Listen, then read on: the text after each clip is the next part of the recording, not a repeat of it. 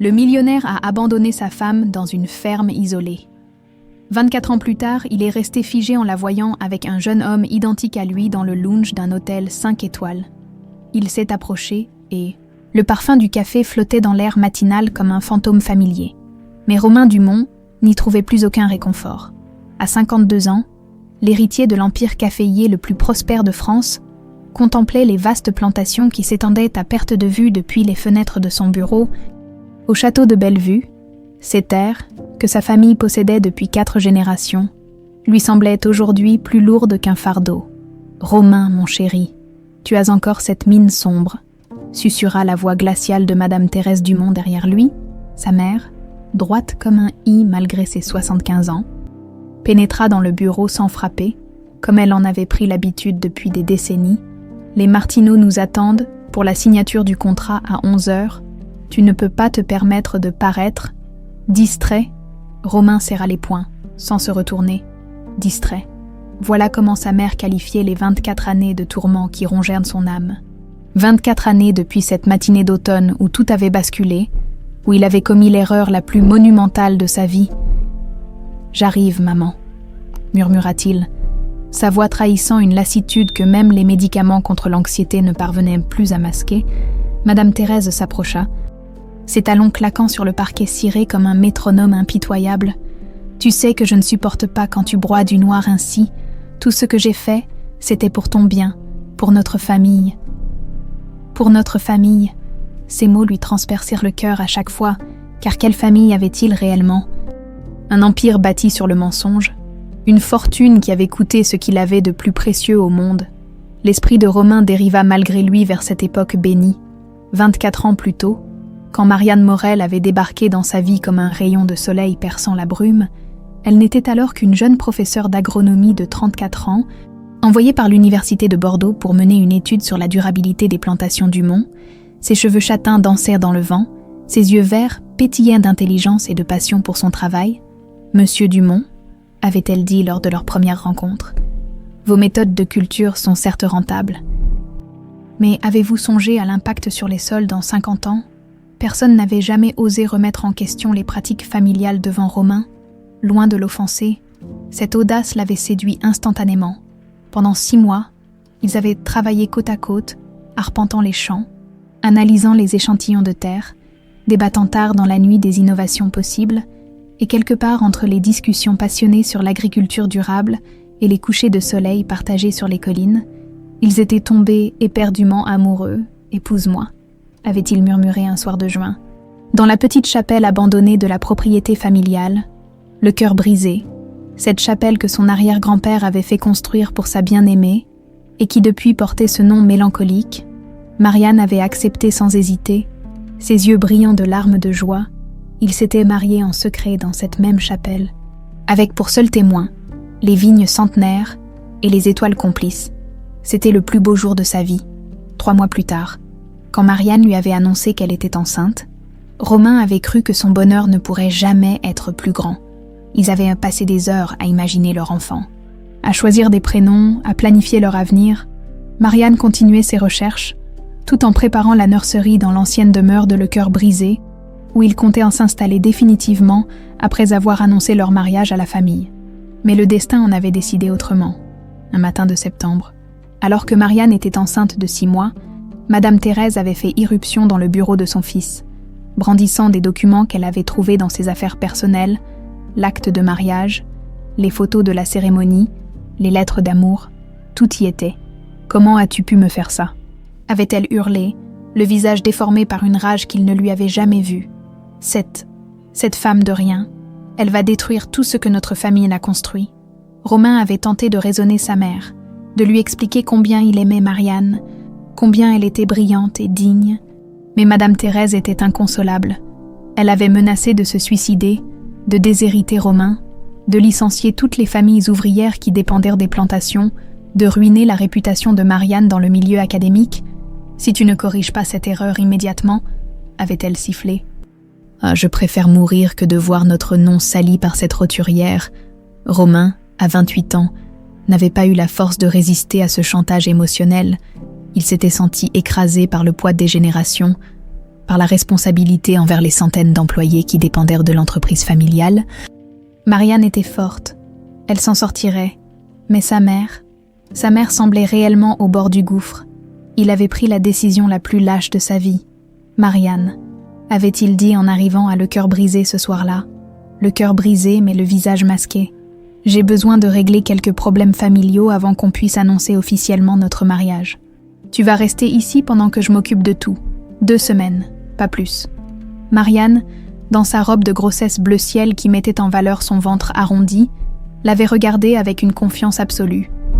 Bien sûr, mon amour, prends le temps qu'il faut, notre bébé et moi, on t'attendront. Cette image, Marianne enceinte, radieuse, lui faisant confiance aveuglément, le hantait chaque nuit depuis 24 ans, car il n'était jamais revenu. Madame Thérèse avait immédiatement mis son plan diabolique en œuvre. Elle avait fait surveiller Romain jour et nuit, intercepter tous ses appels, confisquer ses clés de voiture sous prétexte de crise d'anxiété. Quand il tentait de s'échapper, elle simulait des malaises cardiaques si réalistes que les médecins eux-mêmes s'y laissaient prendre. Pendant ce temps, elle répandait dans toute la région que Marianne avait séduit l'héritier Dumont dans l'espoir d'un mariage avantageux, puis qu'elle avait pris la fuite avec un autre homme, en découvrant qu'il n'y aurait pas d'héritage. Romain, la voix de sa mère le ramena brutalement au présent. « Tu rêvasses encore, les Martineau vont arriver. » Il se tourna enfin vers elle, cette femme qui lui avait donné la vie mais qui avait détruit son âme. Madame Thérèse était toujours impeccablement vêtue, ses cheveux argentés tirés en chignon strict, ses bijoux de famille scintillant sous la lumière matinale. Elle incarnait la perfection aristocratique française, mais Romain ne voyait plus qu'une prison dorée. « Oui, maman », répondit-il machinalement, comme il l'avait fait des milliers de fois au cours de ses 24 années d'enfer doré. Au fond de lui, une question le torturait chaque jour. Qu'était devenue Marianne? Avait-elle survécu à l'accouchement dans cette ferme isolée? Son enfant? Leur enfant? Était-il en vie? Et si oui, lui ressemblait-il? Il avait bien tenté, les premières années, d'engager des détectives privés. Mais mystérieusement, aucune de leurs enquêtes n'aboutissait. Ils retrouvaient toujours la ferme, le cœur brisé, abandonné, sans trace de Marianne ni du bébé. Elle a dû partir refaire sa vie ailleurs. Concluaient-ils invariablement? Ce que Romain ignorait, c'est que sa mère payait grassement ces mêmes détectives pour lui mentir. Aujourd'hui encore, en se dirigeant vers la salle de conférence pour recevoir les Martineau, Romain portait en lui ce poids écrasant. Il était devenu l'homme le plus riche de la région, mais aussi le plus malheureux, car il savait qu'il n'était qu'un fantôme de lui-même, prisonnier d'une vie qu'il n'avait jamais vraiment choisie. Dans quelques heures, il signerait un nouveau contrat juteux, ajoutant quelques millions de plus à la fortune familiale, mais rien ne pourrait jamais combler le vide laissé par Marianne et l'enfant qu'il n'avait jamais connu, si seulement il savait que sa vie était sur le point de basculer à nouveau. À 400 km de là, dans les bureaux modernes de l'Espérance Verte à Montpellier, Marianne Morel terminait sa présentation devant un parterre d'investisseurs internationaux à 48 ans. Elle rayonnait d'une élégance naturelle que les épreuves n'avaient fait qu'affiner. Ses cheveux châtains, désormais striés de quelques fils argentés, étaient relevés en un chignon sophistiqué, et ses yeux verts brillaient toujours de cette même intelligence qui avait séduit Romain tant d'années auparavant. « Messieurs, dames », conclut-elle en français, teintée d'un léger accent du Midi qu'elle avait acquis au fil des années. Notre méthode révolutionnaire de culture biologique intensive peut augmenter les rendements de 40% tout en restaurant la biodiversité des sols. L'agriculture de demain sera durable ou ne sera pas. Les applaudissements fusèrent dans la salle de conférence aux baies vitrées donnant sur les champs d'essai de l'entreprise. Marianne sourit, mais son regard cherchait instinctivement celui de Martin, son fils. Assis au premier rang, à 24 ans, le jeune homme était le portrait craché de son père au même âge. Les mêmes traits ciselés, les mêmes yeux bleu-gris perçants, la même élégance naturelle, seule la marque de naissance en forme de croissant de lune sur son cou trahissait l'héritage maternel. Martin lui adressa un clin d'œil complice. Ensemble, ils formaient une équipe redoutable dans le monde de l'agronégoce durable. Diplômé de l'Université de Bordeaux, avec une spécialisation en agronégociation durable. Martin possédait ce mélange rare d'idéalisme et de pragmatisme qui faisait merveille avec les clients les plus exigeants. Mais ce succès, cette reconnaissance internationale, Cette fortune bâtie pierre par pierre, Marianne les avait payées au prix fort, 24 ans plus tôt, quand Romain ne l'avait jamais rappelé, après ces fameuses 2 semaines. Marianne avait d'abord cru à un malentendu, puis à un accident. Elle avait téléphoné au château de Bellevue d'innombrables fois pour s'entendre dire que Monsieur Dumont ne souhaitait plus avoir de contact avec elle. Elle avait écrit des lettres qui restaient sans réponse. Elle avait même fait le voyage jusqu'en Dordogne, enceinte de 8 mois, pour se voir refoulée par des vigiles à l'entrée de la propriété. « Mademoiselle », lui avait dit l'un d'eux avec une politesse glaciale, « Monsieur Romain nous a demandé de vous dire qu'il avait refait sa vie, il préfère que vous n'insistiez pas. » Ce jour-là, quelque chose s'était brisé en elle, pas seulement son cœur, son innocence, sa confiance en l'amour, sa foi en la parole donnée, mais Marianne Morel n'était pas du genre à se laisser abattre longtemps. De retour à la ferme le cœur brisé, ironique destin que ce nom prophétique, elle avait pris une décision qui allait changer sa vie. Puisque Romain l'abandonnait, elle se débrouillerait seule. Elle transformerait cette terre que tout le monde disait stérile en paradis agricole. Elle prouverait au monde entier, et surtout à elle-même, qu'elle valait mieux que les lâchetés des hommes. Les premiers mois avaient été un calvaire. Enceinte jusqu'aux yeux, elle labourait la terre à la main, plantait des légumes bio qu'elle allait vendre au marché de Sarlat chaque samedi. Les habitants de la région, abreuvés des ragots répandus par Madame Thérèse, la regardaient avec un mélange de pitié et de mépris. La fille qui a voulu croquer l'héritier Dumont, chuchotait-il sur son passage. Martin était né par une nuit d'orage, en novembre 1999, dans la petite chambre de la ferme, avec pour seule assistance une sage-femme de village que Marianne avait payée avec ses dernières économies. En tenant son fils pour la première fois, en plongeant dans ses yeux bleu-gris si semblables à ceux de Romain, elle avait versé toutes les larmes de son corps, puis elle s'était juré que ce seraient les dernières qu'elle verserait pour cet homme. « Mon petit bonhomme », avait-elle murmuré à l'oreille du nouveau-né. « On va leur montrer de quel bois on se chauffe, toi et moi. » Et elle avait tenu parole, dès le retour de couche. Marianne s'était remise au travail avec une énergie décuplée. Le jour, elle développait ses cultures biologiques, en appliquant toutes ses connaissances universitaires. Le soir, elle étudiait les nouvelles techniques de permaculture, de biodynamie, d'agriculture régénérative. Martin grandissait au milieu des plants de tomates et des rangées de lavandes, apprenant à marcher entre les sillons de légumes. Leurs voisins, d'abord sceptiques, avaient fini par admirer cette jeune femme qui transformait une terre réputée impossible en oasis de verdure. Petit à petit, d'autres agriculteurs étaient venus la consulter. Marianne avait commencé à donner des formations, puis à vendre ses semences biologiques. L'argent rentrait enfin, modestement mais régulièrement. Quand Martin avait eu 3 ans, Marianne avait acheté les terres voisines. À 5 ans, elle employait sa première salariée. À 10 ans de son fils, elle possédait 100 hectares et fournissait une chaîne de magasins bio dans tout le sud-ouest. « Maman », lui avait demandé Martin à l'âge de 8 ans, en revenant de l'école, où ses camarades se moquèrent de lui parce qu'il n'avait pas de père. « Pourquoi papa n'est pas avec nous ?» Marianne avait pris son petit garçon sur ses genoux, dans le bureau qu'elle avait aménagé dans l'ancienne étable. « Ton papa a fait des choix différents, mon cœur. Mais regarde-nous, est-ce qu'on n'est pas heureux tous les deux ?» Martin avait hoché la tête. Mais Marianne avait bien vu qu'il n'était qu'à demi convaincu. Cette question du père absent reviendrait régulièrement, et à chaque fois, elle s'efforçait de rester évasive sans mentir.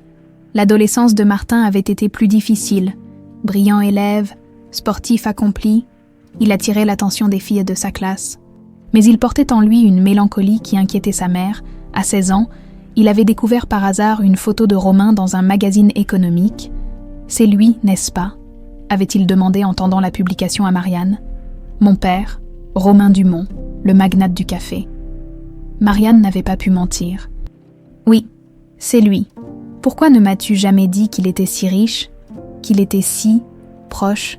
Parce que l'argent ne fait pas un père, Martin, et la proximité géographique ne garantit pas la proximité du cœur. » Cette révélation avait marqué un tournant. Martin était devenu obsédé par l'idée de comprendre pourquoi un homme si fortuné, si puissant, avait abandonné sa propre famille. Il s'était mis à éplucher tous les articles de presse sur les Dumont, à étudier leurs méthodes commerciales, leurs pratiques agricoles. Leurs techniques sont archaïques, avait-il déclaré un soir, à 18 ans, en brandissant un rapport économique. Ils s'appuient encore sur l'agriculture intensive d'il y a 50 ans. Nous, on pourrait les balayer d'un revers de main. C'est à ce moment-là que Marianne avait compris que son fils ne se contenterait jamais de questions sans réponse. Elle lui avait alors raconté toute la vérité, leur mariage secret, sa grossesse, l'abandon, ses tentatives désespérées pour reprendre contact. J'ai essayé, Martin, pendant 3 ans. J'ai tout tenté. Lettres, appels, visites.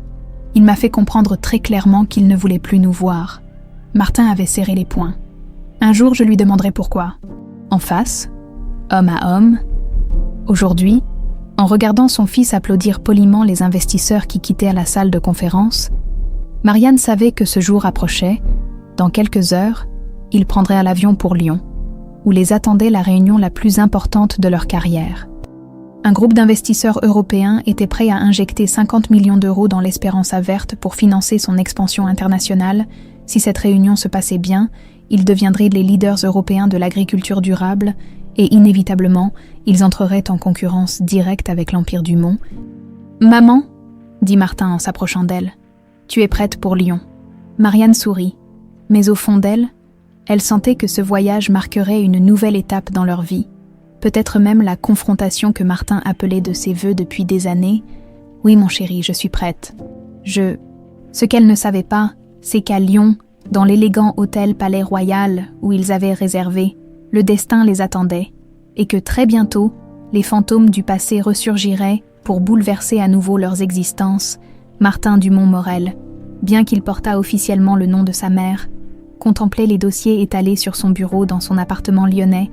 À 24 ans, diplômé major de sa promotion en agro-négociation durable de l'Université de Bordeaux, il incarnait cette nouvelle génération d'entrepreneurs qui refusèrent de choisir entre profit et conscience écologique. « Allez, Martin !» l'interpella sa colocataire Emma en passant la tête dans l'embrasure de la porte. « Ça fait 3 heures que tu épluches les mêmes documents, tu vas finir par les connaître par cœur. » Martin leva les yeux de l'écran de son ordinateur portable où s'affichaient les derniers bilans financiers du groupe Dumont. « Désolé, M, demain, c'est le grand jour. Si cette réunion se passe bien, maman et moi, on va pouvoir concurrencer les plus gros, y compris. » Il n'acheva pas sa phrase. Mais Emma comprit. Elle était la seule, avec sa mère, à connaître l'obsession de Martin pour l'homme qu'il avait abandonné avant même sa naissance. « Tu sais quoi ?» dit-elle en s'asseyant sur l'accoudoir de son fauteuil. « Peut-être qu'il est temps d'arrêter de fantasmer sur ce type et de te concentrer sur ta propre réussite. Ton père, c'est pas Romain Dumont. Ton père, c'est ta mère qui t'a élevée toute seule. » Martin sourit tristement. Emma avait raison, comme souvent. Mais comment expliquer cette fascination maladive pour un homme qu'il n'avait jamais rencontré? Cette envie irrépressible de comprendre comment on pouvait abandonner sa propre chair et son sang? Depuis l'adolescence, Martin avait mené sa propre enquête sur la famille Dumont, pas par simple curiosité, mais avec la méthode rigoureuse qu'il appliquait à tout. Il avait épluché les archives de presse, étudié leurs pratiques commerciales, analysé leurs bilans financiers. Il connaissait par cœur l'organigramme de l'entreprise, les noms des principaux actionnaires, l'évolution de leur chiffre d'affaires depuis 20 ans. Ce qu'il avait découvert l'avait à la fois impressionné et écœuré, impressionné par l'ampleur de l'empire. Les plantations Dumont s'étendaient sur plus de 2000 hectares, répartis entre la Dordogne, le Guatemala et la Colombie. Ils employaient directement 3000 personnes et fournissaient indirectement du travail à 10 000 familles d'agriculteurs. Leur chiffre d'affaires annuel dépassait les 300 millions d'euros, écœurés par leur méthode, agriculture intensive, pesticides à outrance, conditions de travail déplorables dans les plantations sud-américaines, évasion fiscale assumée via des sociétés écrans aux îles Caïmans, tout ce que Martin détestait dans l'agronégoce traditionnel. « Regarde-moi ça », avait-il dit à sa mère quelques mois plus tôt en lui montrant un rapport d'ONG sur les conditions de travail dans les plantations Dumont au Guatemala. Les ouvriers agricoles travaillent en 12 heures par jour pour $2. Les enfants de moins de 15 ans représentent 20% de la main-d'œuvre. Et pendant ce temps-là, monsieur vit dans son château en Dordogne et collectionne les Ferrari. Marianne avait pâli en lisant le document. « Martin, je ne savais pas que c'était à ce point. Le Romain que j'ai connu n'aurait jamais cautionné ça. Le Romain que tu as connu avait 28 ans et était sous la coupe de sa mère, » avait répliqué Martin avec amertume. « Aujourd'hui, il en a 52 et c'est lui le patron. Il est responsable de tout ça. » Cette découverte avait renforcé sa détermination. Non seulement il allait réussir dans l'agriculture durable, mais il allait prouver qu'on pouvait être rentable sans exploiter les plus faibles. L'Espéranza verte serait l'antithèse parfaite du modèle Dumont. Martin se leva de son bureau et se dirigea vers la fenêtre de son appartement situé dans le quartier de la Croix-Rousse. Lyon s'étendait à ses pieds, illuminé par les derniers rayons du soleil couchant. Demain, dans cette même ville, il rencontrerait peut-être les investisseurs qui changeraient dans sa vie. Son téléphone vibra. Un message de sa mère. « Mon chéri, je viens d'arriver à l'hôtel. La chambre est magnifique. Tu arrives à quelle heure demain ?» Martin sourit. Sa mère avait beau être une femme d'affaires redoutable, elle gardait cette spontanéité qui la rendait si attachante.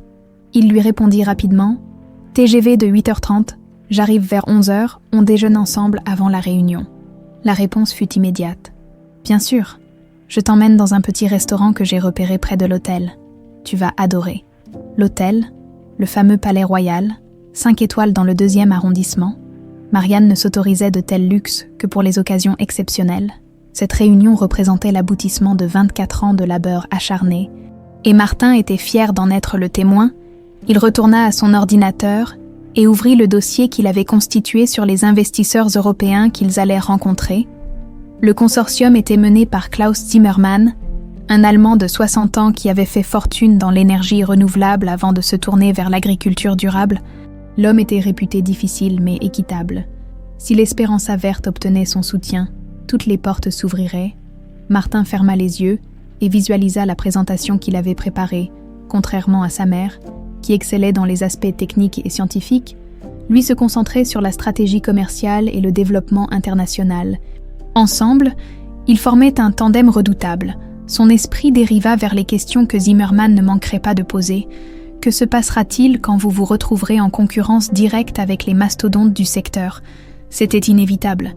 Si l'Espéranza verte se développait comme prévu, elle entrerait forcément en conflit avec les grandes exploitations traditionnelles, y compris avec les Dumont. Cette perspective ne l'effrayait pas. Au contraire, elle l'excitait. Il rêvait du jour où il pourrait regarder Romain Dumont dans les yeux et lui dire « Vous voyez cette entreprise qui vous fait de l'ombre ? C'est votre fils qui l'a construite, le fils que vous avez abandonné. Cette obsession était-elle malsaine ? Probablement. Emma ne se privait pas de le lui rappeler régulièrement. Mais Martin ne pouvait pas s'en empêcher. Toute sa vie, il avait grandi avec cette absence béante à ses côtés. Tous ses camarades avaient un père, présent ou absent, aimant ou distant, mais un père, lui n'avait qu'un nom dans les journaux économiques et une photo dans les magazines. Le plus frustrant, c'était de voir combien il lui ressemblait physiquement, même taille, même carrure, même trait. Quand il se regardait dans un miroir, Martin voyait Romain jeune. Cette ressemblance était une bénédiction et une malédiction. Une bénédiction parce qu'elle lui confirmait son identité. Une malédiction parce qu'elle lui rappelait quotidiennement l'homme qui avait préféré sa fortune à sa famille. « Bon, j'y vais », dit Emma en passant la tête dans l'embrasure. « Tu veux que je te ramène quelque chose pour le dîner ? » ?»« Non, merci. Je vais me coucher tôt ce soir. Demain, c'est un grand jour. » Emma s'approcha et posa une main affectueuse sur son épaule. « Tu sais, Martin, ta mère et toi, vous avez déjà gagné. Regardez ce que vous avez construit. Peu importe ce qui se passera demain, vous pouvez être fiers. » Martin hocha la tête. Mais au fond de lui, il savait qu'il ne serait jamais complètement en paix tant qu'il n'aurait pas affronté son père, pas pour obtenir sa reconnaissance ou son amour. Il était trop tard pour ça, mais pour lui prouver qu'on pouvait réussir autrement, qu'on pouvait être un homme d'affaires respecté sans sacrifier ses valeurs sur l'autel du profit. Après le départ d'Emma, Martin retourna une dernière fois à ses dossiers. Il tomba sur une photo de Romain prise lors d'une conférence économique l'année précédente. L'homme avait vieilli, c'était évident. Ses cheveux étaient désormais poivre et sel, son visage creusé par les rides, mais surtout, il y avait dans ses yeux une tristesse que Martin n'avait jamais remarquée auparavant. « Qu'est-ce qui vous rend si triste, père ?» murmura-t-il en fixant l'écran. Les remords, ou simplement la solitude d'un homme qui a tout sacrifié pour l'argent. Martin referma l'ordinateur et se prépara pour la nuit. Demain, à Lyon, sa vie basculerait peut-être, d'une façon ou d'une autre. Ce qu'il ne savait pas, c'est que Romain Dumont serait lui aussi à Lyon le lendemain, au même hôtel, et que le destin s'apprêtait à réunir un père et un fils qui ne s'étaient jamais rencontrés dans l'élégant hall du Palais Royal, l'ironie voulait que cette rencontre se fasse dans un lieu dédié au luxe et au raffinement. Alors que leur histoire avait commencé dans une humble chapelle de campagne et s'était brisée dans l'isolement d'une ferme abandonnée, mais parfois, le destin a le sens de la mise en scène, le hall de l'hôtel Palais Royal baignait dans une lumière dorée qui filtrait à travers les immenses baies vitrées donnant sur la place Bellecour. Le luxe discret de l'établissement 5 étoiles se reflétait dans chaque détail. Les meubles d'époque soigneusement restaurés, les tapis persans aux motifs délicats, les bouquets de lys blancs disposés avec un art consommé sur les guéridons en marqueterie. Marianne ajustait nerveusement la veste de son tailleur anthracite en consultant sa montre. 13h15. Martin aurait dû arriver depuis un quart d'heure. Le TGV avait-il du retard? Son fils était pourtant d'une ponctualité suisse héritée de sa propre éducation rigoureuse. « Maman !» La voix familière la fit se retourner. Martin traversait le hall d'un pas énergique, sa mallette en cuir à la main. Ses cheveux encore légèrement ébouriffés par le vent lyonnais, à 24 ans, il dégageait cette assurance naturelle des jeunes gens promis à un bel avenir. Mais Marianne décela dans son regard cette petite flamme d'excitation qui ne le quittait jamais avant les rendez-vous importants. « Tu es superbe », dit-elle en l'embrassant sur les 2 joues. « Le voyage s'est bien passé. Impeccable. Désolée pour le retard. J'ai dû prendre le métro au lieu du taxi. Grève des transports, comme d'habitude. » Martin balaya le hall du regard, impressionné malgré lui par l'élégance du lieu. « Dis donc, tu n'as pas fait les choses à la moitié. Zimmermann va être conquis avant même qu'on commence à parler affaires. » Marianne sourit. Son fils avait cette capacité à la rassurer d'un simple sourire. Ensemble, ils formaient une équipe imbattable. « Allez, viens, j'ai repéré un petit restaurant italien à 2 pas d'ici. On a le temps de déjeuner tranquillement avant la réunion de 15h. » Ils se dirigeaient vers la sortie, quand Marianne s'immobilisa brusquement, le visage livide, à l'autre bout du hall, près de la réception. Un homme en costume gris anthracite discutait avec le concierge. De dos, il avait la même carrure, la même démarche que... Non, c'était impossible. Après 24 ans, elle ne pouvait pas encore reconnaître Romain à sa simple silhouette. « Maman !» Martin avait suivi son regard. « Qu'est-ce qui t'arrive ? On dirait que tu as vu un fantôme. » L'homme se retourna pour régler sa note, et le cœur de Marianne fit un bond dans sa poitrine. C'était bien lui, Romain Dumont, plus âgé certes, les tempes argentées et le visage marqué par les années, mais indéniablement lui, ses yeux bleu-gris qui l'avaient fait chavirer 25 ans plus tôt, cette façon particulière de pencher la tête quand il réfléchissait, ce port altier hérité de générations d'aristocrates terriens. Romain termina sa transaction et se dirigea vers l'ascenseur. Sans un regard dans leur direction, Marianne poussa un soupir de soulagement. Il ne les avait pas vus. Dans quelques secondes, il disparaîtrait et... « Excusez-moi, monsieur. » La voix du concierge retentit dans le hall. « Vous avez oublié votre portefeuille ?» Romain se retourna, sourit avec cette courtoisie naturelle qui le caractérisait et revint vers l'accueil d'un pas nonchalant. C'est en relevant la tête après avoir récupéré son portefeuille que son regard croisa celui de Marianne. Le temps sembla suspendu. 24 années s'effacèrent d'un coup. Ils avaient à nouveau 28 et 34 ans. Ils se tenaient dans la petite chapelle de Le Cœur Brisé. Ils se juraient amour éternel sous le regard bienveillant des anges de pierre. Marianne, le nom s'échappa des lèvres de Romain dans un souffle à peine audible, puis son regard dériva vers le jeune homme qui se tenait à côté d'elle. Et son visage se décomposa. Martin était son portrait craché à 24 ans. Même taille, même carrure, même trait fin, même regard perçant. Seule la petite marque de naissance en forme de croissant sur le cou trahissait l'héritage maternel. « Mon Dieu !» murmura Romain, et Marianne vit ses jambes trembler. Martin, lui, avait immédiatement compris. Cet homme qui les fixait avec des yeux hagards, c'était son père, l'homme des photos de presse, des articles de magazines économiques, l'empereur du café qui régnait sur un empire de 300 millions d'euros, l'homme qui l'avait abandonné avant même sa naissance. « Bonjour, père », dit-il d'une voix étrangement calme. Le mot « père » fit l'effet d'une gifle à Romain. Il chancela légèrement, s'appuya contre le comptoir de marbre de la réception. Le concierge, témoin malgré lui de cette scène surréaliste, s'éclipsa discrètement. « Comment » Romain cherchait ses mots, le regard passant sans cesse de Marianne à Martin, comme s'il n'arrivait pas à croire à la réalité de cette rencontre. « Vous êtes ici, à Lyon, comme vous, apparemment, » répliqua Marianne en retrouvant sa contenance. 24 ans de réussite professionnelle lui avaient appris à maîtriser ses émotions, même dans les circonstances les plus inattendues. « Martin, je te présente Romain Dumont. Romain, voici ton fils. » Romain tendit une main tremblante vers Martin, qui l'observa un instant avant de la serrer brièvement. Le contact électrisa le père et le fils. Pour Romain, c'était comme toucher un fantôme du passé. Pour Martin, c'était enfin donner une réalité physique à l'homme qui avait hanté toute son existence. « Tu es magnifique », balbutia Romain, les larmes aux yeux. « Tu ressembles tellement à vous », compléta Martin froidement. « Oui, tout le monde me le dit. C'est troublant, n'est-ce pas, de voir à quoi ressemble son fils après 24 ans d'absence ?» La remarque cingla Romain comme un fouet. Il méritait cette hostilité. Il le savait, mais voir ce jeune homme si beau, si intelligent, cela crevait les yeux. Savoir qu'il était son fils et qu'il l'avait perdu par sa propre lâcheté, c'était un supplice qu'il n'avait pas anticipé. « Martin, » intervint doucement Marianne, « nous avons une réunion importante dans 1 heure. Nous devrions y aller. »« Une réunion ?» demanda Romain, s'accrochant à ce détail comme à une bouée de sauvetage. « Vous êtes dans les affaires. » L'Espérança Verte, répondit Martin avec une pointe de fierté. Une entreprise d'agriculture durable que maman a créée. Nous sommes ici pour rencontrer des investisseurs européens. Nous allons devenir vos concurrents directs, monsieur Dumont. Romain accusa le coup. Non seulement il retrouvait la femme de sa vie et découvrait son fils, mais en plus ils étaient sur le point de devenir ses rivaux commerciaux. L'ironie du sort était cruelle. « L'Espérança Verte », répéta-t-il. « J'ai entendu parler de vous.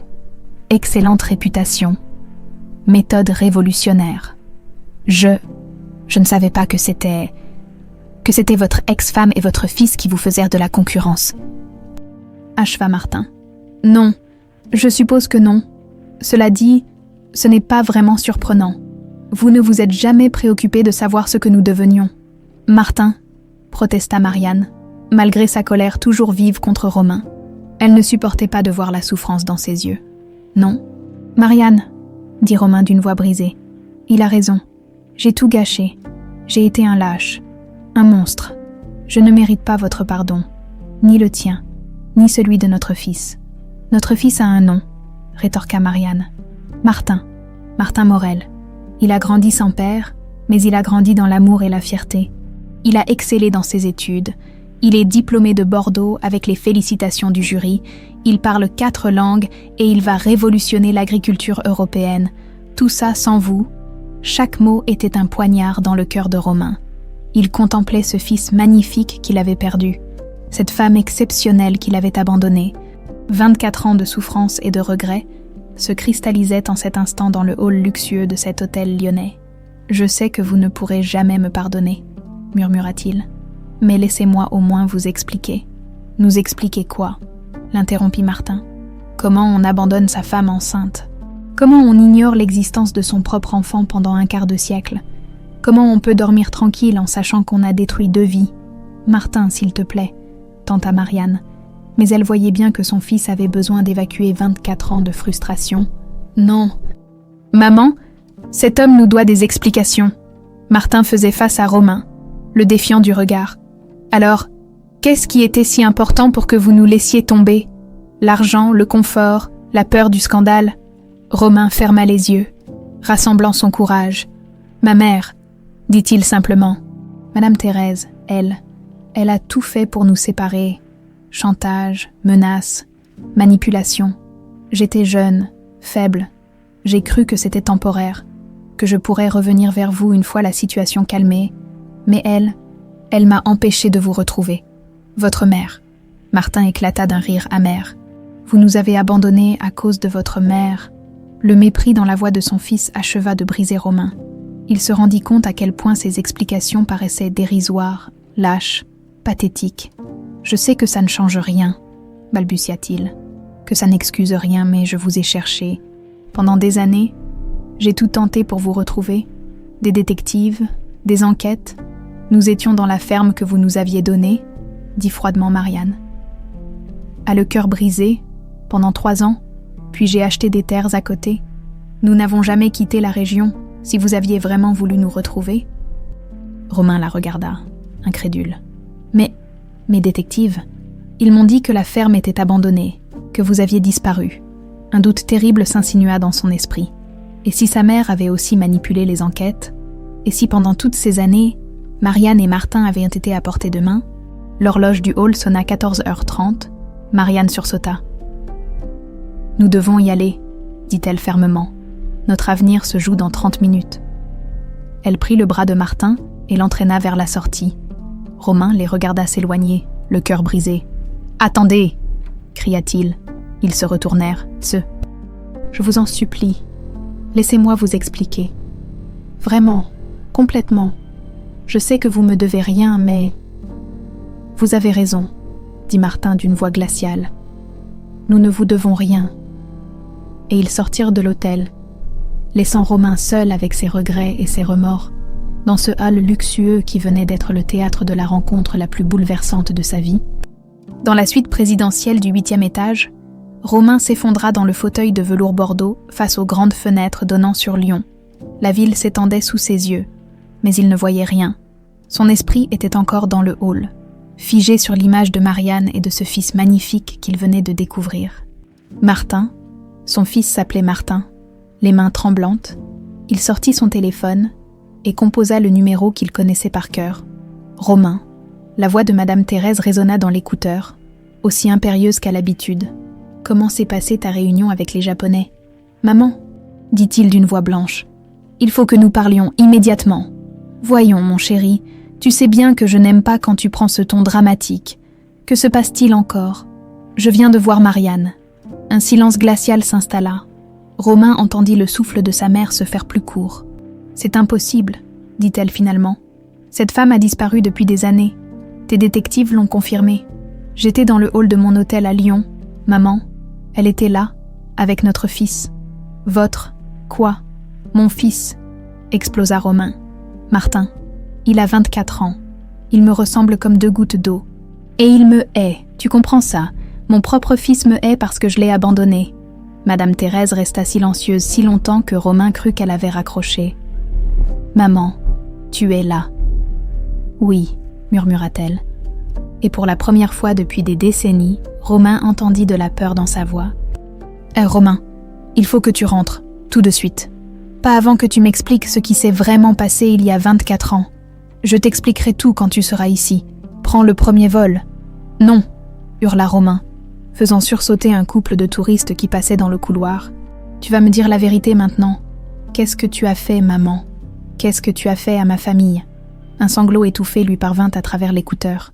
Madame Thérèse, cette femme de fer qui n'avait jamais pleuré devant lui, même aux funérailles de son père, était en train de craquer. « Je ne pouvais pas les laisser détruire tout ce que nous avions construit, » balbutia-t-elle. « Cette fille, elle n'était rien, personne.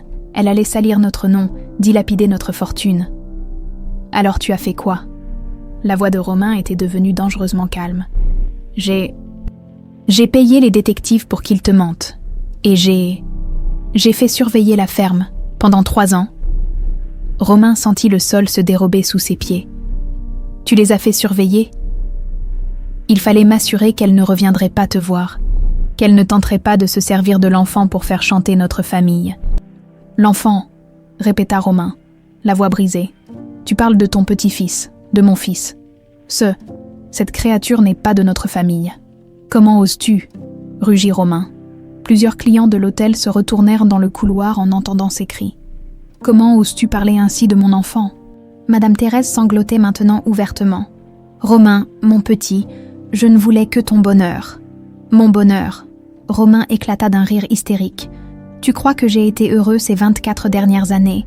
Tu crois que j'ai vécu une seule journée sans penser à elle, sans me demander si notre enfant était né, s'il était en vie, s'il allait bien ? Tu étais si jeune, tu aurais oublié. Jamais. » Le cri de Romain résonna dans toute la suite. « Je n'ai jamais oublié, pas une seconde.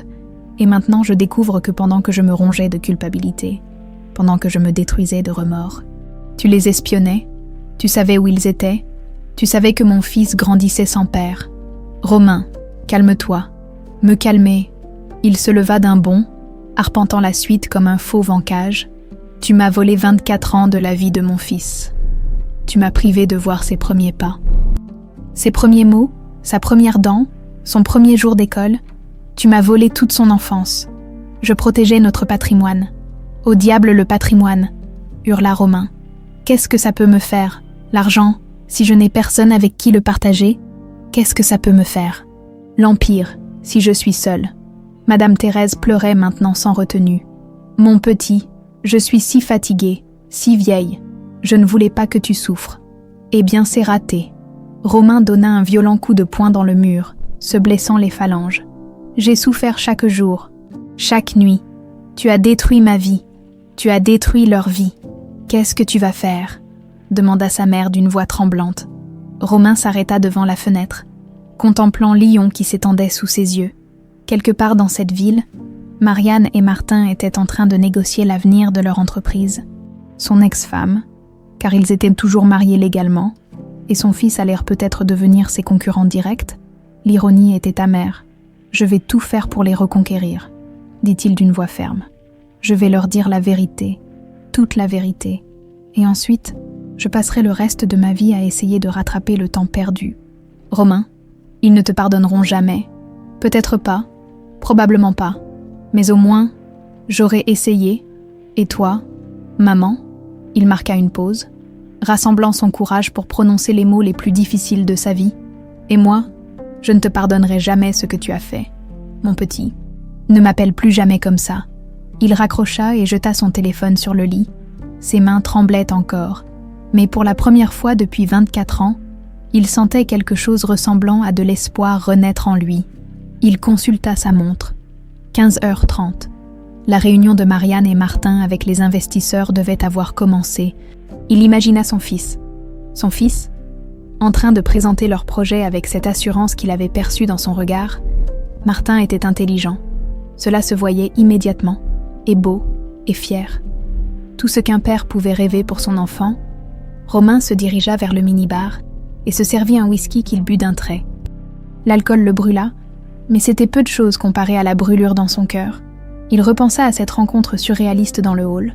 Martin l'avait appelé « père », pas « papa », pas « Romain », mais « père », un mot formel, distant, presque administratif. C'était exactement ce qu'il méritait. Et Marianne, mon Dieu, qu'elle était belle, plus mature, évidemment, mais cette élégance naturelle, cette intelligence dans le regard, cette force tranquille qui l'avait séduit 25 ans plus tôt, tout y était encore. Elle avait réussi sa vie sans lui. Elle avait élevé leur fils, créé une entreprise, construit un empire concurrent du sien. Elle n'avait eu besoin de personne. Cette pensée lui fit encore plus mal que tout le reste. Il avait passé des années à se dire qu'elle devait l'attendre, qu'elle avait besoin de lui. Quelle arrogance, quelle stupidité. Marianne était une femme exceptionnelle.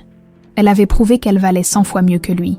Son téléphone vibra, un texto de sa secrétaire. « Monsieur Dumont, dois-je confirmer votre vol de retour de 19h » Romain hésita. Il avait envie de rester à Lyon, de retrouver Marianne et Martin, de leur parler. Mais après la façon dont il venait de découvrir la vérité sur sa mère, après les révélations qu'il avait anéanties, il avait besoin de digérer, de réfléchir. Il tapa sa réponse. Confirmé. Puis il se ravisa et ajouta « En fait, non. Annulé. Je reste quelques jours. » Il allait retrouver sa famille. Il ne savait pas comment. Il ne savait pas quand. Mais il allait essayer. Même si cela devait prendre le reste de sa vie, même si Martin continuait à le haïr, même si Marianne ne lui pardonnait jamais, au moins, il aurait essayé de réparer l'irréparable. Dans le salon attenant à sa chambre, le téléphone fixe se mit à sonner.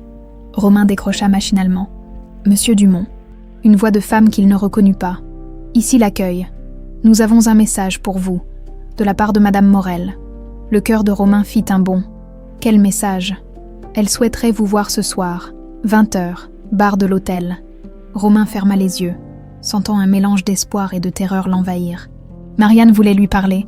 C'était déjà plus qu'il n'osait espérer. « Dites-lui que j'y serai », murmura-t-il. Le bar du Palais Royal était l'incarnation même du raffinement lyonnais. Boiseries d'acajou, fauteuil de cuir fauve, éclairage tamisé, et ce mélange subtil d'arômes de cigares cubains et de whisky écossais qui donnait à l'endroit une atmosphère de club privé londonien. À 20 heures précises, Romain pénétra dans ce sanctuaire du luxe discret, le cœur battant comme celui d'un adolescent à son premier rendez-vous. Marianne était déjà installée dans un alcôve près des grandes baies vitrées, donnant sur la place Bellecour. Elle portait une robe noire simple mais élégante, qui soulignait sa silhouette toujours gracieuse.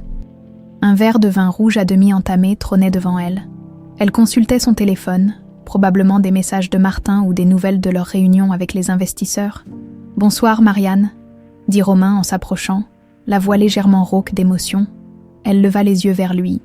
Dans son regard, il ne décela ni colère ni tendresse, juste une immense fatigue et une détermination qu'il ne lui connaissait pas autrefois. « Assieds-toi », dit-elle simplement en désignant le fauteuil face à elle. Romain s'installa, commandant d'un geste au serveur un whisky pur malt. Ils restèrent silencieux quelques instants, se jaugeant du regard comme deux diplomates avant une négociation cruciale. « Comment s'est passée votre réunion ?» demanda finalement Romain. « Bien, très bien. Même, Zimmermann et son consortium nous suivent. Nous aurons les 100 millions d'euros dont nous avons besoin pour l'expansion européenne. » Marianne but une gorgée de vin avant d'ajouter « Dans 18 mois, l'Espéranza Verte sera présente dans 12 pays. Vos concurrents directs, comme a dit Martin. Félicitations, dit Romain sincèrement. Je suis fier de vous, de ce que vous avez accompli. Nous avons accompli, corrigea Marianne. Martin et moi, ensemble, pendant 24 ans, sans toi. Le « sans toi » cingla Romain comme un fouet. Il baissa les yeux, fit tourner son verre entre ses mains. Marianne, il faut que tu saches la vérité sur ce qui s'est passé, sur pourquoi je ne suis jamais revenue. Je sais déjà, l'interrompit-elle froidement. Ta mère, elle t'a manipulée, menacée, fait chanter. Elle a corrompu tes détectives. Elle nous a fait espionner. J'ai tout entendu. Romain releva la tête, surpris. Comment ? Martin a des amis dans la cybersécurité. Il a hacké ton téléphone cet après-midi, pendant que tu étais en ligne avec ta chère maman. Nous avons tout entendu. Tes cris, tes remords, ses aveux, tout. Romain encaissa le choc en silence. Son fils l'avait espionné. D'un côté, cela prouvait l'intelligence et la détermination du jeune homme. De l'autre, cela confirmait à quel point Martin se méfiait de lui. « Alors tu sais que j'ai essayé de vous retrouver, » murmura-t-il. « Je sais que tu as fini par essayer. Oui, mais un peu tard, tu ne trouves pas. » Marianne posa son verre avec un bruit sec sur la table de verre. « Romain, quand je suis partie de chez toi enceinte de 3 mois, j'ai attendu. Pendant des semaines, j'ai espéré que tu viendrais me chercher, que tu me dirais que ta mère pouvait aller au diable, que nous étions plus importants que l'entreprise familiale. Marianne, laisse-moi finir. » Sa voix tremblait de colère contenue. « J'ai accouché seule, Romain, seule, pendant 12 heures de travail. J'ai appelé ton nom dans cette clinique de campagne. Martin a failli mourir à la naissance. Cordon ombilical autour du cou. Et toi, pendant ce temps-là, tu étais où? En train de négocier des contrats au Guatemala, en train de faire plaisir à maman. » Chaque mot était un poignard dans le cœur de Romain. Il imagina Marianne seule, effrayée, luttant pour donner la vie à leur enfant. Il imagina Martin, ce petit être fragile, qu'il n'avait jamais pris dans ses bras, frôlant la mort, dès ses premiers instants. Mon Dieu, il a failli mourir. Oui, les larmes coulaient maintenant sur les joues de Marianne. Ton fils a failli mourir, et tu n'en as rien su. Tu comprends ça, pendant que je me battais pour le sauver. Toi, tu étais à des milliers de kilomètres, convaincu que nous avions disparu. Je ne savais pas, protesta Romain. Marianne, si j'avais su, tu aurais fait quoi? Tu aurais tenu tête à ta mère. Tu aurais choisi ta famille plutôt que tes profits. Elle essuya rageusement ses larmes. Arrête de te mentir, Romain. Même si tu avais su, tu n'aurais rien fait, parce que tu étais trop lâche. C'est faux. Alors prouve-le, explosa Marianne. Prouve-moi que tu as changé, que tu n'es plus le petit garçon terrorisé par sa maman. Romain la regarda, cherchant ses mots. Comment prouver 24 ans de remords et de métamorphose en quelques phrases? J'ai viré ma mère de l'entreprise, dit-il finalement. Cet après-midi, après notre conversation téléphonique, elle n'aura plus jamais aucun pouvoir sur mes décisions. Marianne le dévisagea. Incrédule, Tu as fait quoi? Je l'ai destituée de tous ses postes, conseil d'administration, direction stratégique, tout. Elle garde ses actions et ses dividendes, mais elle ne mettra plus jamais les pieds dans l'entreprise, et j'ai changé mon testament. Ton testament? Tout ira à Martin. L'entreprise, les terres, les propriétés, les comptes, tout. Romain vida son whisky d'un trait. S'il veut bien de cet héritage empoisonné, Marianne resta silencieuse un long moment, digérant ses révélations. Romain avait vraiment rompu avec sa mère. Après 52 ans de soumission, il avait enfin trouvé le courage de se rebeller. « Et pourquoi maintenant ?» demanda-t-elle doucement. « Pourquoi pas il y a 24 ans ? Parce que j'étais un idiot, » avoua Romain. Un lâche, un gamin pourri gâté qui croyait que l'argent résolvait tout.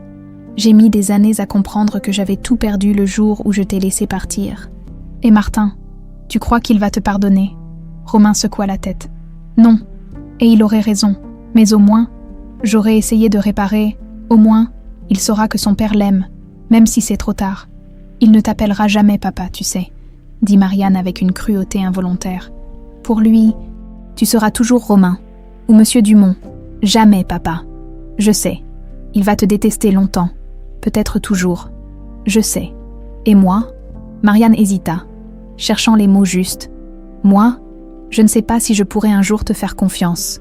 Tu m'as brisé le cœur, Romain. Complètement. Je comprends. Est-ce que tu comprends vraiment ? Elle se pencha vers lui, le fixant intensément. Est-ce que tu comprends que pendant 24 ans, j'ai dû expliquer à Martin pourquoi son père ne voulait pas le voir, que j'ai dû inventer des mensonges pour ne pas qu'il se sente rejeté, que j'ai dû être à la fois sa mère et son père ? Romain hocha la tête, la gorge serrée. Comment il a grandi ? Un sourire triste passa sur le visage de Marianne.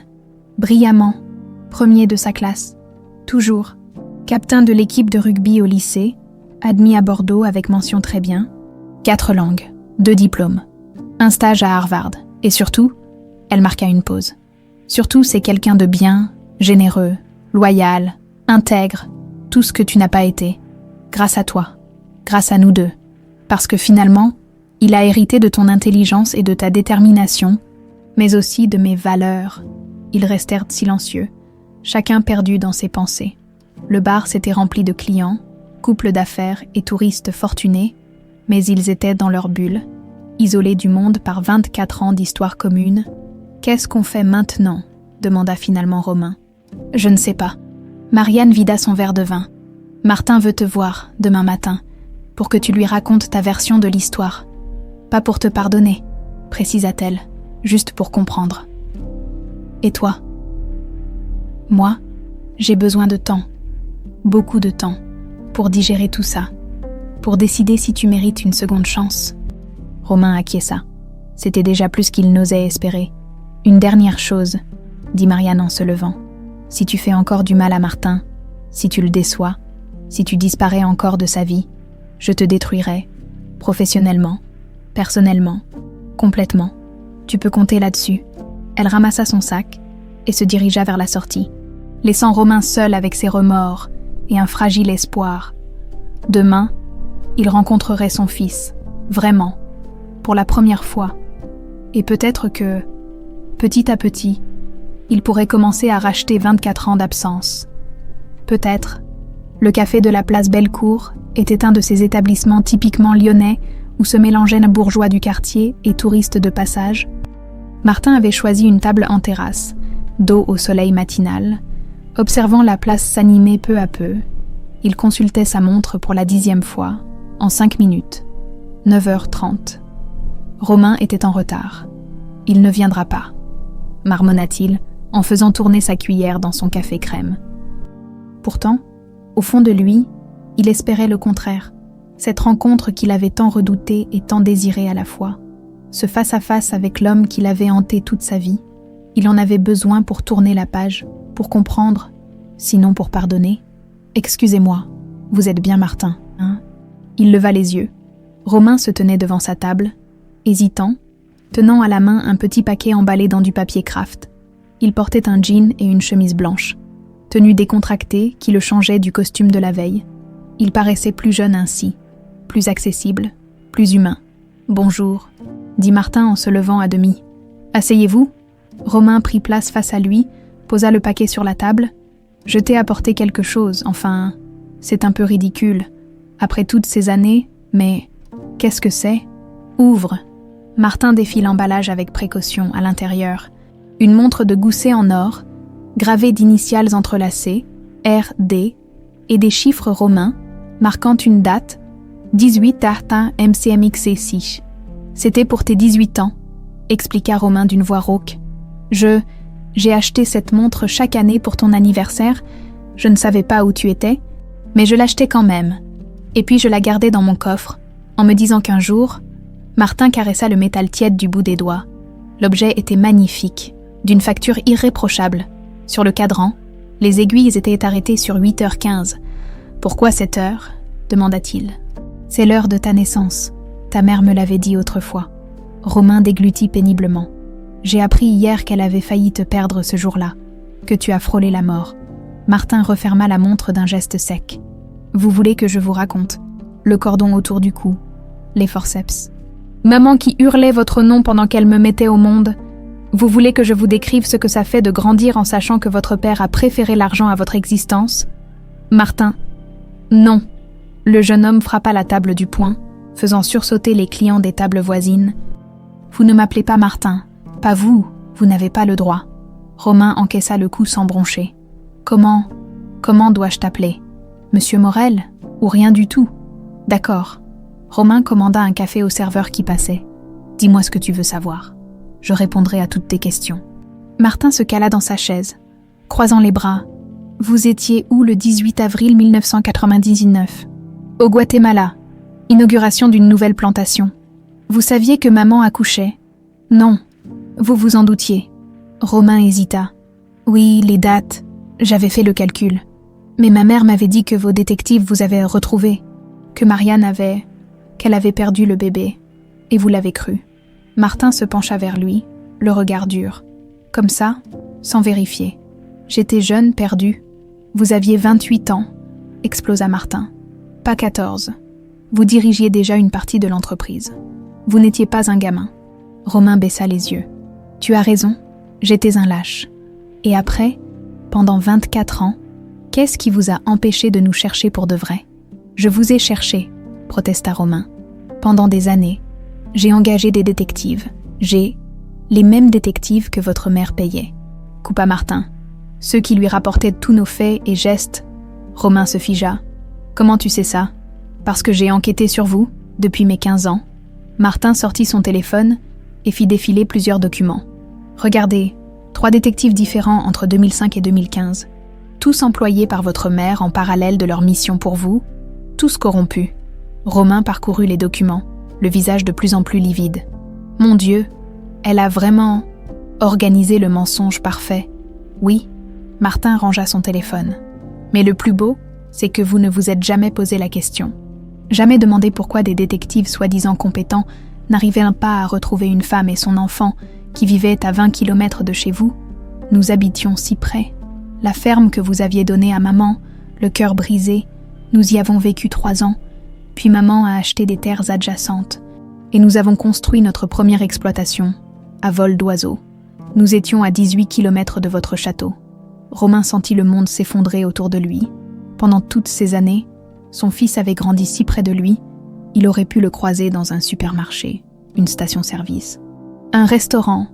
Il aurait pu voir grandir ce magnifique jeune homme, l'accompagner dans ses études, ses premiers amours, ses premiers succès. « Je ne savais pas, » murmura-t-il. « Mais vous vous en fichiez, » rugit Martin. « Même si vous aviez su, qu'est-ce que ça aurait changé ? Vous nous auriez reconnus officiellement. Vous auriez quitté votre mère, votre confort, vos privilèges pour élever un bâtard. Ne dis pas ça. Pourquoi ?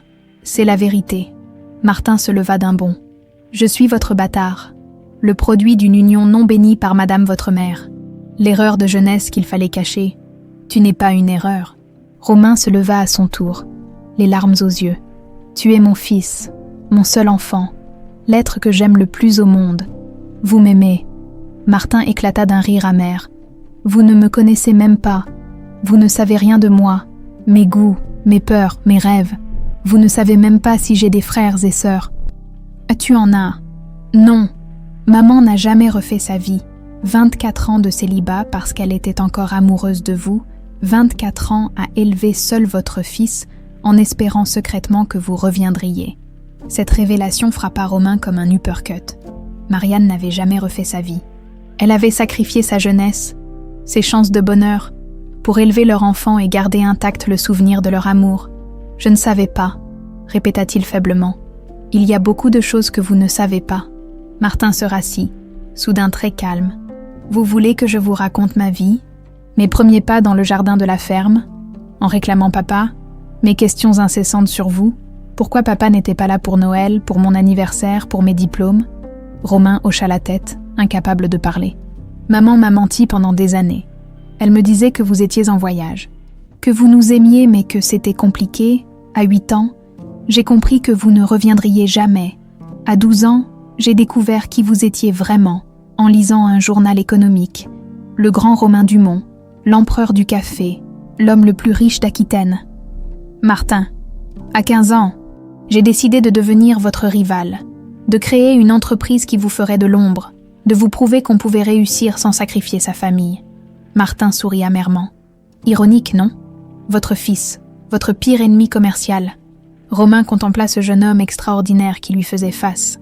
Intelligent, déterminé, intègre, tout ce qu'il aurait rêvé d'un fils, et il l'avait perdu par sa propre faute. « Qu'est-ce que je peux faire ?» demanda-t-il dans un souffle. « Pour me faire pardonner ? Rien. » Martin se leva, laissant la montre sur la table. « Il n'y a rien à faire, c'est trop tard. » « Mais hier, tu as dit, hier, j'avais besoin de comprendre. Maintenant, je sais, vous êtes exactement ce que je pensais. Un lâche qui a préféré le confort au courage. » Romain regarda son fils s'éloigner, le cœur brisé, sur la table. La montre de Gousset brillait au soleil matinal, témoin dérisoire de 24 ans d'amour gâché. Il la prit dans sa main, sentit le métal tiède contre sa paume. 8h15. L'heure où sa vie avait basculé pour la première fois, l'heure où il était devenu père sans le savoir. Autour de lui, la place Bellecour s'animait, les Lyonnais partaient au travail, les touristes commencèrent leur visite. La vie continuait, indifférente au drame qui venait de se jouer. Romain rangea la montre dans sa poche et appela un taxi. Il rentrait à Bordeaux, il avait une mère à affronter et un empire à léguer à un fils qui ne voulait plus de lui. Le château des Dumont se dressait dans la brume matinale du Périgord comme un reproche de pierre et de marbre. Romain gara sa Mercedes dans la cour d'honneur et contempla cette demeure qu'il avait vue naître et grandir, mais qui lui semblait aujourd'hui aussi froide qu'un mausolée. Les fenêtres du premier étage étaient éclairées. Madame Thérèse l'attendait. Il gravit les marches du perron d'un pas décidé, finit le temps des hésitations et de la soumission filiale. À 52 ans, il était temps qu'il devienne vraiment un homme. Romain. Madame Thérèse apparut dans le hall d'entrée, vêtue de sa robe de chambre en soie noire, ses cheveux blancs parfaitement coiffés malgré l'heure matinale. « Mon chéri, tu n'as pas l'air. Nous devons parler, » l'interrompit-il sèchement. « Dans le bureau de grand-père, maintenant. » Madame Thérèse tressaillit. Jamais Romain ne lui avait parlé sur ce ton. Elle le suivit néanmoins jusqu'au bureau d'Acajou, où trônait encore le portrait de feu Auguste Dumont, fondateur de la dynastie. « Assieds-toi », ordonna Romain, en s'installant derrière le bureau, dans le fauteuil qui avait été celui de son grand-père, puis de son père. « Romain, qu'est-ce qui te prend ? Tu me fais peur. » « Peur ?» Il eut un rire sans joie. « Tu devrais, parce que ce que tu as fait pendant 24 ans... »« Maman, c'est impardonnable !» Madame Thérèse se tassa dans son fauteuil. « Je t'ai expliqué au téléphone. »« Tu ne m'as rien expliqué du tout, » rugit Romain. « Tu m'as avoué tes crimes... » Mais tu ne m'as pas expliqué comment une mère peut détruire la vie de son fils, comment elle peut voler à un père ses 24 premières années avec son enfant. Je protégeais notre famille. Notre famille. Romain se leva d'un bond, renversant sa chaise. Quelle famille ? Tu vois une famille, toi, dans cette baraque. Moi, je ne vois qu'une vieille femme amère et un homme de 52 ans qui a raté sa vie. Madame Thérèse se mit à pleurer. Romain, ne me parle pas comme ça. Comment veux-tu que je te parle ? Il la dominait de toute sa hauteur, le visage déformé par la colère, avec respect, avec tendresse. Après ce que tu as fait, tu as corrompu mes détectives, tu as fait espionner ma femme et mon fils. Tu m'as menti pendant un quart de siècle. Cette fille n'était pas digne de toi. Cette fille. Romain éclata d'un rire hystérique. Cette fille que tu méprises a créé une entreprise de 200 millions d'euros. Elle emploie 3000 personnes. Elle révolutionne l'agriculture durable. Pendant que toi, qu'est-ce que tu as fait? Tu as détruit, tu as manipulé, tu as semé la haine. J'ai préservé notre patrimoine. Notre patrimoine. Romain balaya l'air de la main. À quoi ça sert, un patrimoine, s'il n'y a personne pour en hériter? Tu as tué la lignée des Dumont, maman. Tu l'as assassinée. Madame Thérèse sanglotait maintenant ouvertement. Ce n'est pas vrai. Il y a toi, moi. Je n'aurai jamais d'enfant. Jamais. Parce que la seule femme que j'ai jamais aimée, tu me l'as volée. Et le seul enfant que j'aurai jamais, tu me l'as aussi volé. Il me hait, maman. Mon propre fils me hait. Il changera d'avis? Non. Romain donna un coup de poing sur le bureau, faisant trembler le vieux meuble. Il ne changera pas d'avis, parce qu'il a raison, parce que je suis un lâche qui a abandonné sa famille. Il se dirigea vers la fenêtre, contemplant les vignobles qui s'étendaient à perte de vue, tout cet empire qui avait coûté si cher à construire et qui ne survivrait pas à sa mort. « Tu sais ce qu'il fait, mon fils ?» dit-il sans se retourner. « Il développe une agriculture durable qui va tuer nos méthodes archaïques. Dans 10 ans, les plantations Dumont seront obsolètes. Et lui, Martin Morel, sera devenu le roi de l'agriculture européenne. Martin Morel, il porte le nom de sa mère, pas le mien. » Romain se retourna, fixant sa mère avec un mépris infini. Il a honte de s'appeler Dumont. Et il a raison. Madame Thérèse tentait de reprendre contenance. Romain, nous pouvons encore arranger les choses, racheter son entreprise, l'intégrer au groupe. Tu ne comprends vraiment rien, explosa Romain. Il ne veut pas de notre argent, il ne veut pas de nous. Il a construit sa propre réussite, sans nous, malgré nous. Alors qu'est-ce que tu comptes faire? Romain retourna s'asseoir derrière le bureau. Il ouvrit un tiroir et en sortit plusieurs documents qu'il étala devant sa mère. Ceci est ta lettre de démission de tous tes postes dans l'entreprise. Il pointa le premier document. Ceci est ton exclusion du conseil d'administration. Et ceci, il brandit un épais dossier. Ceci est mon nouveau testament. Madame Thérèse blêmit. Qu'est-ce que tu dis? Je lègue tout à Martin. L'entreprise, les terres, le château, les comptes en banque, tout. Tu garderas ta pension et le petit appartement de Bordeaux. C'est tout. Tu ne peux pas faire ça. Oh si, je peux. Romain se pencha vers elle. Et tu sais pourquoi? Parce que contrairement à toi, je pense à l'avenir de cette famille. Martin est un Dumont, qu'il le veuille ou non. Il a notre sang, notre intelligence, notre détermination, et il mérite de récupérer ce qui lui revient de droit. Il ne voudra jamais. Peut-être pas, mais au moins, j'aurai essayé de réparer tes erreurs.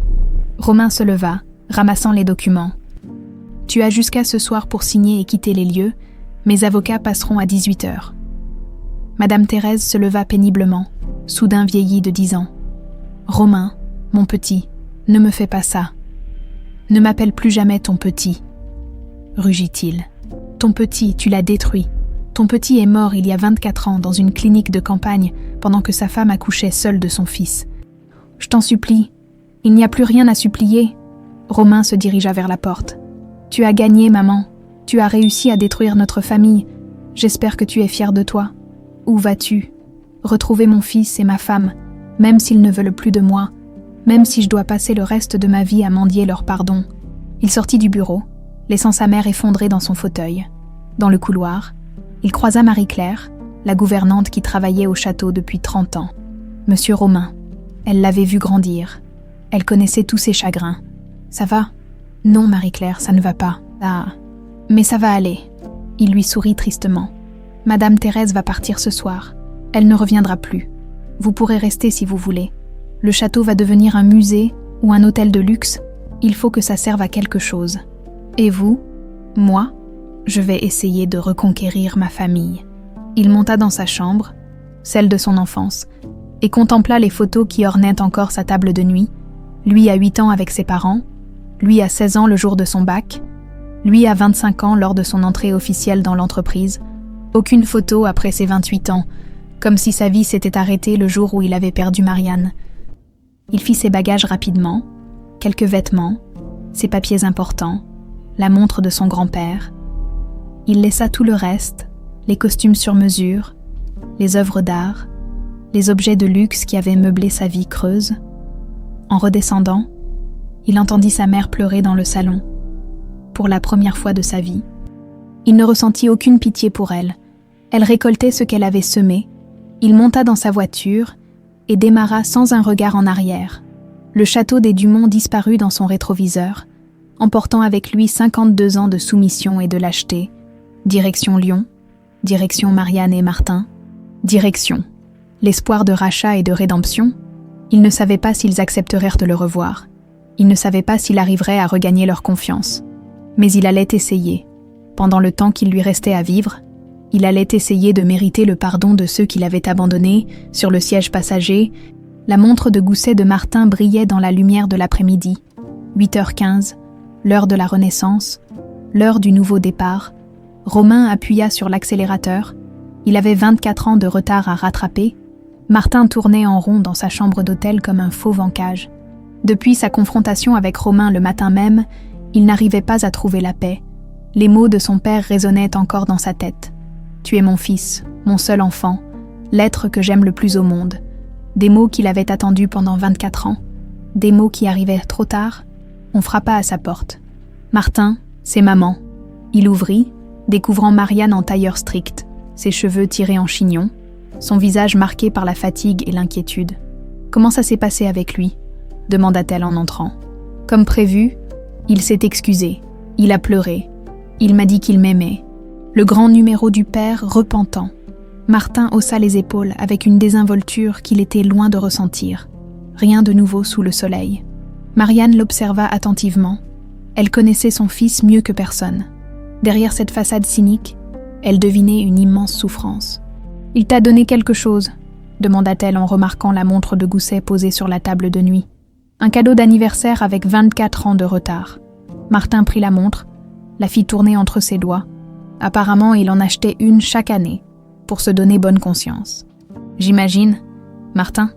Quoi ?» Il la fixa avec des yeux brillants de colère. « Tu vas me dire que je devrais lui laisser une chance, qu'il a souffert lui aussi, que sa mère l'a manipulé ? Je vais te dire que la haine fait plus de mal à celui qui la porte qu'à celui qui en est l'objet. » Marianne s'assit au bord du lit. « Et que tu es en train de te détruire ? Je ne me détruis pas. Je me protège. De quoi ? Il ne peut plus te faire de mal maintenant. Tu es un homme accompli, intelligent, indépendant. Qu'est-ce qu'il peut t'enlever ?» Martin la regarda, désarçonné par la question. Il peut disparaître encore. Me laisser tomber encore, Sa voix se brisa. Marianne comprit soudain. Son fils de 24 ans était redevenu l'enfant de 8 ans qui pleurait en demandant pourquoi papa ne rentrait pas. « Mon chéri, » dit-elle doucement en s'approchant de lui. « Tu as peur de l'aimer ?»« Non, » protesta Martin. Mais ses larmes le trahissaient. « Je ne l'aime pas. Je ne peux pas l'aimer. Pas après ce qu'il nous a fait. Et pourtant, tu l'aimes. » Marianne le prit dans ses bras comme lorsqu'il était petit. « Sinon, sa présence ne te ferait pas si mal. Sinon, tu n'aurais pas gardé cette montre. » Martin se dégagea, essuyant rageusement ses larmes. « Qu'est-ce que ça change ? Même si je l'aimais, ça ne l'excuserait pas. »« Non, ça ne l'excuse pas, mais ça pourrait vous guérir tous les deux. » Avant que Martin puisse répondre, le téléphone de la chambre sonna. Marianne décrocha. « Oui. » Elle fronça les sourcils. « Qui ça ? Romain Dumont. Il est où ? Dans le hall. » Martin bondit de son lit. « Qu'est-ce qu'il fout là ? Je lui ai dit que c'était fini. »« Il dit qu'il a quelque chose d'important à nous montrer, » continua Marianne au téléphone. « Des documents légaux ?» Elle raccrocha et se tourna vers son fils. « Il nous attend dans le salon privé de l'hôtel. »« Je n'y vais pas. » Martin. « Non, j'en ai assez. Qu'il retourne dans son château avec sa mère. Qu'il nous laisse tranquilles. » Marianne soupira. « Très bien, j'y vais seule. »« Maman, ne... » Il a dit que c'était important. Et après tout ce qui s'est passé, je crois qu'on lui doit au moins ça. Elle sortit, laissant Martin seul avec sa colère et sa confusion. Il tourna encore en rond quelques minutes, puis, n'y tenant plus, il sortit de sa chambre et se dirigea vers l'ascenseur. Le salon privé du Palais Royal était une pièce feutrée aux murs tapissés de soie dorée, Meublé d'antiquités et de canapés de velours, Romain était assis face à Marianne, plusieurs dossiers étalés sur la table basse entre eux. Il leva les yeux quand Martin entra. « Je savais que tu viendrais », dit-il simplement. « Ne vous flattez pas. Si je suis là, c'est pour maman. » Martin s'installa dans un fauteuil, aussi loin que possible de son père. « Qu'est-ce que vous voulez encore ?» Romain poussa un dossier vers eux. « Mon Nouveau Testament. » Martin échangea un regard perplexe avec sa mère. « Votre testament? Qu'est-ce qu'on en a à faire? Tu en es l'unique héritier. » Le silence qui suivit fut assourdissant. Martin et Marianne fixèrent Romain, incrédule. « Qu'est-ce que vous dites ?» balbutia Martin. « L'entreprise, les terres, le château, les comptes, tout. » Romain parlait d'une voix calme, mais ses mains tremblaient légèrement. 350 millions d'euros, plus les propriétés et les actifs. « Vous êtes fou, » murmura Marianne. « Non, pour la première fois de ma vie, je suis sain d'esprit. » Romain se leva, arpentant le salon. « Martin est mon fils, mon seul héritier légitime. Il mérite de récupérer ce qui lui revient de droit. Je ne veux pas de votre argent, » explosa Martin. « Gardez votre héritage empoisonné. Tu n'es pas obligé de l'accepter maintenant. Mais quand je mourrai, il sera à toi, que tu le veuilles ou non. » Martin se leva d'un bond, le visage rouge de colère. « Vous croyez que ça va effacer 24 ans d'abandon? Vous croyez qu'on peut acheter l'amour de son fils? Non, je ne crois pas ça. » Romain le regarda droit dans les yeux. « Mais je crois qu'un père a le devoir de léguer à son enfant ce qu'il a de mieux. Et ce que j'ai de mieux, c'est cette entreprise que mes ancêtres ont construite. Une entreprise bâtie sur l'exploitation, sur la misère des petits producteurs. Alors change-la, » rugit Romain. « Transforme-la, fais-en ce que tu veux, mais ne laisse pas mourir l'héritage de tes arrière-grands-parents. » Martin recula, déstabilisé par la véhémence de son père. « Mes arrière-grands-parents, Auguste et Marguerite Dumont, tes arrière-grands-parents ?» Romain sortit une vieille photo de sa poche. La tendit à Martin. « Ils ont créé cette entreprise avec rien d'autre que leurs mains et leur courage. Et toi, tu es leur descendant. Que ça te plaise ou non, tu portes leur sang. » Martin prit la photo, contempla ces visages inconnus, un homme et une femme dans la quarantaine, debout devant une modeste plantation, tenant dans leurs bras un enfant qui devait être le grand-père de Romain. « Il te ressemble », murmura Marianne en regardant par-dessus l'épaule de son fils. C'était vrai. Le même regard déterminé, la même mâchoire volontaire, la même façon de se tenir droit face à l'adversité. « Pourquoi vous me montrez ça ?» demanda Martin d'une voix rauque. « Parce que tu as le droit de savoir d'où tu viens. Parce que cette histoire, c'est aussi la tienne. » Romain reprit la photo, la contempla avec tendresse. Auguste a commencé avec 5 hectares et 2 ouvriers. Aujourd'hui, l'entreprise emploie 3000 personnes et nourrit 10 000 familles. C'est ça, l'héritage Dumont, pas l'argent, l'histoire. Une histoire qui s'est pervertie en cours de route, rétorqua Martin. Oui, ma mère et moi, nous l'avons salie, nous l'avons transformée en machine à profit. Mais toi, Romain se tourna vers lui, les yeux brillants d'espoir. Toi, tu peux la racheter. Tu peux redonner un sens à tout ça. Martin serra les poings. Pourquoi maintenant? Pourquoi pas il y a 24 ans? Parce qu'il y a 24 ans, j'étais un lâche. Romain poussa un second dossier vers eux. Ceci est l'acte de révocation de ma mère. Elle n'a plus aucun pouvoir dans l'entreprise. Et ceci, un 3e document, c'est l'ordre d'expulsion que je lui ai signifié. Elle a quitté le château cet après-midi. Marianne et Martin échangèrent un regard stupéfait. « Vous avez chassé votre mère ?» demanda Marianne. « J'ai chassé celle qui a détruit ma famille. » La voix de Romain était ferme. Implacable. « Elle ne nous fera plus jamais de mal. » Martin contemplait les documents, l'esprit en ébullition. Son père avait vraiment rompu avec sa mère. Après 52 ans de soumission, il avait enfin trouvé le courage de se rebeller. « Qu'est-ce que vous attendez de moi ?» demanda-t-il finalement. « Rien. » Romain remit tous les documents dans sa mallette. « Je n'attends rien, je ne mérite rien. Mais si un jour tu décides de me donner une chance, je serai là. » Il se dirigea vers la sortie, puis se retourna. « Ah, et Martin, l'Espérance verte et les plantations du Mont peuvent fusionner, ou rester concurrentes, ou collaborer sur certains projets. C'est toi qui décides, c'est ton héritage. Fais-en ce que tu veux. » Il sortit, laissant Martin et Marianne abasourdis dans le salon doré. « Mon Dieu !» murmura Marianne. « Il est sérieux. » Martin s'effondra dans son fauteuil, tenant toujours la photo de ses arrière-grands-parents. « Qu'est-ce que je fais, maman ? Ce que ton cœur te dicte. Mon cœur ne sait plus rien. » Marianne s'agenouilla devant son fils, prit ses mains dans les siennes. « Alors écoute ta raison. Qu'est-ce qui serait le mieux pour toi, pour nous, pour l'avenir ?» Martin ferma les yeux, essayant de démêler l'écheveau de ses sentiments. Colère, tristesse, espoir, peur, tout se mélangeait dans son cœur blessé. Dehors, la nuit tombait sur Lyon, et quelque part dans cette ville, Romain Dumont attendait le verdict de son fils. 3 jours s'étaient écoulés depuis la rencontre au Palais Royal. 3 jours pendant lesquels Martin n'avait cessé de retourner dans sa tête les révélations de son père.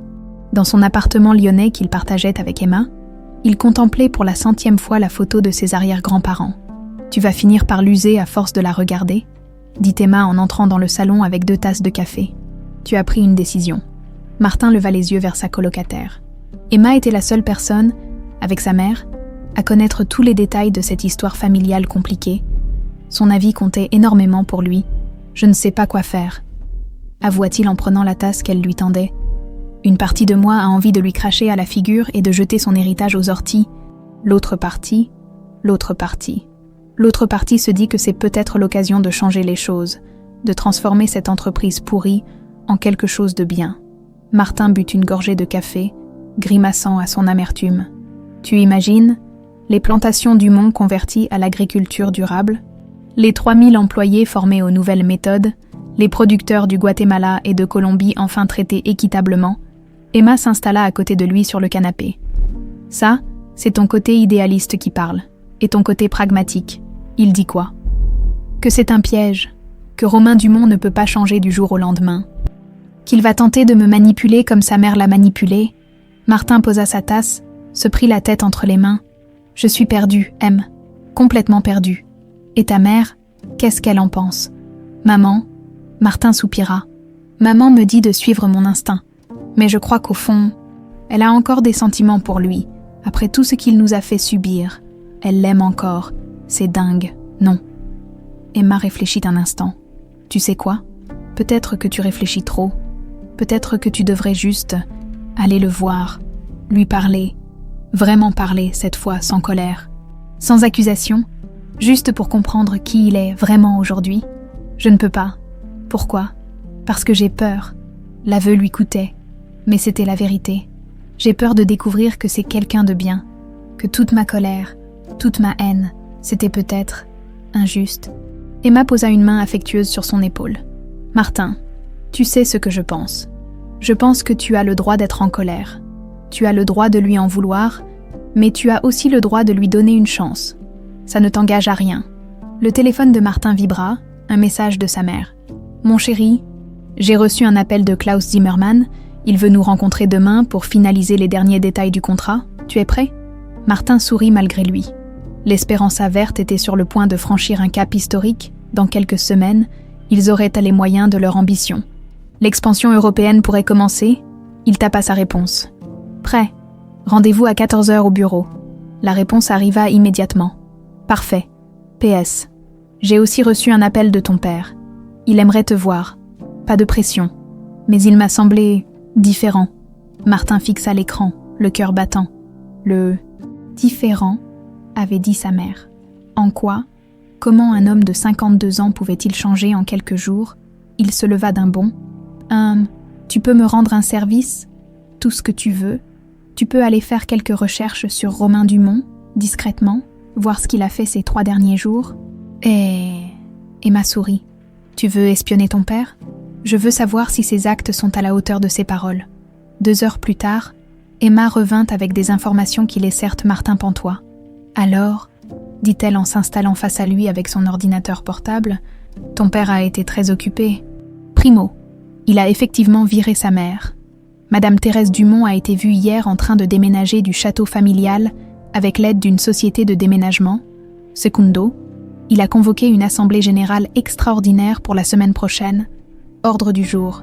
Révolution écologique des plantations Dumont. » Martin écarquilla les yeux. « Quoi ? Attends, Ce n'est pas fini. Emma fit défiler plusieurs articles de presse. Tertio, il a reçu aujourd'hui une délégation de Greenpeace et d'Oxfam pour discuter d'une transition durable de ses exploitations. Et quarto, elle marqua une pause dramatique. Il a licencié le directeur des opérations sud-américaines, un certain Rodriguez, réputé pour ses méthodes expéditives avec les ouvriers agricoles. Martin resta silencieux un long moment, assimilant ces informations. Son père était vraiment en train de révolutionner son entreprise. Pas dans 6 mois. Pas dans 1 an. Maintenant, tout de suite. Il y a autre chose, ajouta Emma. J'ai trouvé ça sur le site de la presse locale de Bordeaux. Elle lui montra l'écran, un article daté de la veille. Romain Dumont finance une école d'agriculture durable au Guatemala. Le texte expliquait que l'héritier de l'empire du café venait de débloquer 2 millions d'euros pour construire une école gratuite destinée aux enfants des ouvriers agricoles de ces plantations centra-américaines. 2 millions, murmura Martin. Il a donné 2 millions pour une école. Martin, Emma l'observait attentivement. Ça va. Oui, non, je ne sais pas. Martin se leva, marcha vers la fenêtre. S'il fait vraiment ça, s'il transforme vraiment l'entreprise. Alors peut-être que... Il n'acheva pas sa phrase, mais Emma comprit. Tu veux lui donner sa chance. Je ne sais pas encore, mais je veux au moins l'écouter, sans colère cette fois. Martin prit son téléphone, hésita un instant, puis composa le numéro que sa mère lui avait transmis. Allô? La voix de Romain était fatiguée, mais il y avait quelque chose de différent, une détermination nouvelle. C'est Martin. Un silence. Puis, Martin, comment vas-tu? Je vais bien. J'ai appris que vous aviez entamé des réformes dans votre entreprise. Notre entreprise, corrigea doucement Romain. Si tu acceptes l'héritage, ce sera notre entreprise. Justement, j'aimerais qu'on en parle, sérieusement, sans cris, sans accusation, juste parler. Tu veux dire, ensemble, toi et moi? Oui. Martin prit une grande inspiration. Si vous êtes d'accord, j'aimerais venir voir vos plantations, comprendre comment ça marche, et peut-être qu'on pourrait discuter de l'avenir. Martin, la voix de Romain tremblait d'émotion. Rien ne pourrait me faire plus plaisir. Quand veux-tu venir? Ce week-end. Parfait, je viens te chercher. Non. Martin était encore méfiant. J'ai ma voiture, donnez-moi juste l'adresse. Romain lui indiqua le chemin vers la propriété familiale, puis ajouta « Martin, oui, merci de me donner cette chance. Je sais que je ne la mérite pas.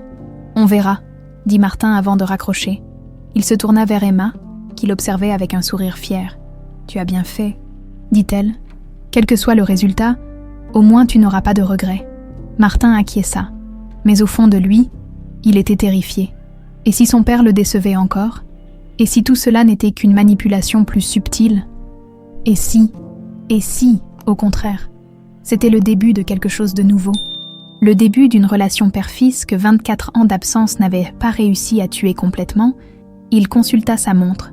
16 heures, dans 48 heures. Il serait face à son père, dans l'univers qu'il avait vu naître et grandir. Pour la première fois de sa vie, il foulerait la terre des Dumont en tant que fils légitime. L'ironie voulait que ce soit aussi peut-être la dernière fois qu'il la foulerait en tant que Morel. Car au fond de son cœur, Martin commençait à entrevoir une vérité qu'il avait longtemps refusé d'admettre. Malgré tout, malgré la colère et les années perdues, Romain Dumont était son père, et lui, qu'il le veuille ou non, était un Dumont. Le sang ne mentait jamais,